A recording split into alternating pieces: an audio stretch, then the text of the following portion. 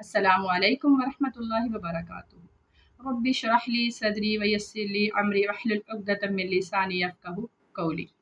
میرے پاس جو آج سوال آیا ہے وہ یہ آیا ہے کہ کچھ عالم دین ایسے ہیں جو یہ کہتے ہیں کہ صرف نماز جو ہے نا وہ جیسی بھی پڑھیں لیکن نماز پڑھیں۔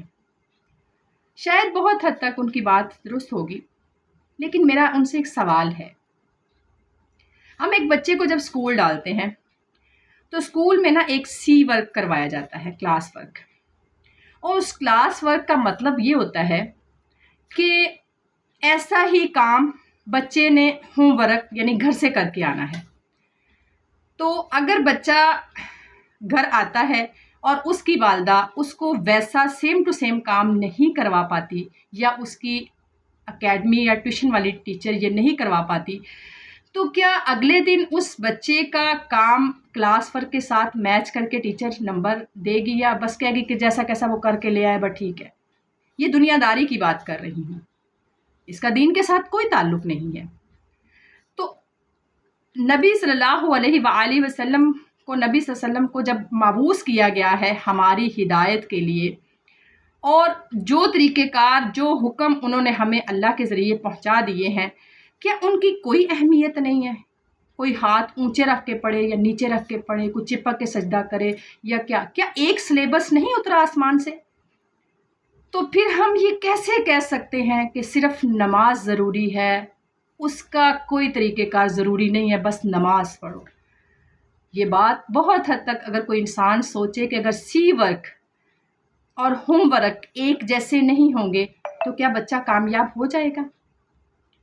تو آپ کا جواب ہوگا کہ نہیں۔ اور اس ٹیچر سے اگر پوچھا جائے کہ کیا آپ سی ورک اور ہوم ورک اگر دونوں آپس میں میچ نہیں ہے تو کیا آپ ایکسیپٹ کر لیں گی، تو اس کا جواب کیا ہوگا یہ آپ کو خود ہی پتہ ہے۔ تو نبی صلی اللہ علیہ وسلم نے ہمیں جو سی ورک کر کے دکھایا اور ہمیں حکم بھی فرمایا، کیا اس کی کوئی اہمیت نہیں ہے؟ ایک حدیث پیش کرنا چاہوں گی۔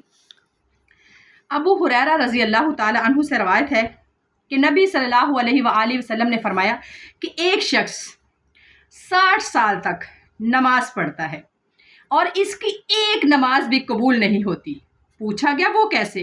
انہوں نے فرمایا کہ وہ نہ تو اپنا رکوع پورا کرتا ہے، نہ اپنا سجدہ پورا کرتا ہے، نہ اپنا قیام پورا کرتا ہے، اور نہ ہی اس کی نماز کے اندر خشوع اور عزو ہے۔ اور حضرت عمر رضی اللہ تعالی عنہ کا بھی ایک قول ہے، فرمایا ایک شخص اسلام میں بوڑھا ہو گیا مگر اس نے اللہ کے لیے ایک رکعت بھی مکمل نہیں پڑھی۔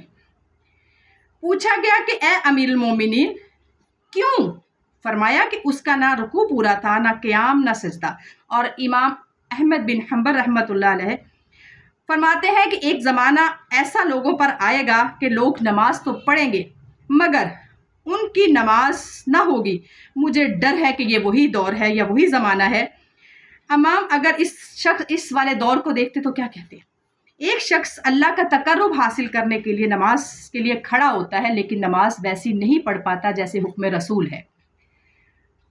تو حکم کیا ہے کہ ویسی نماز پڑھو جیسا نماز کا حکم ہے، اور مجھے نماز پڑھتے ہوئے نبی نے فرمایا کہ مجھے دیکھا ہے۔ تو اگر امام فرماتے ہیں کہ اگر اس کے سجدے کا گناہ تقسیم کر دیا جائے تو ایک شہر اللہ کے غضب سے ہلاک ہونے کے لیے کافی ہے، ایک سجدہ اس کا ایک شہر کی ہلاکت کے لیے کافی ہے۔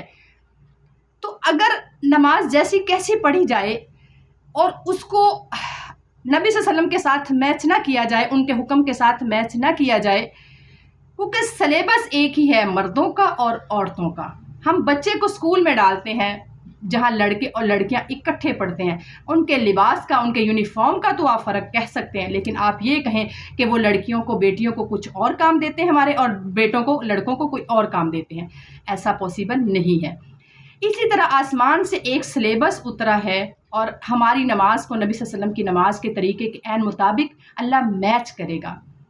تو ہمیں چاہیے کہ ہمیں خود احادیث کو اسٹڈی کرنا چاہیے اور اس کے اوپر اپنے علم کو بڑھانا چاہیے اور سوچنا چاہیے کہ ہمیں نماز کس طرح کی پڑھنی چاہیے۔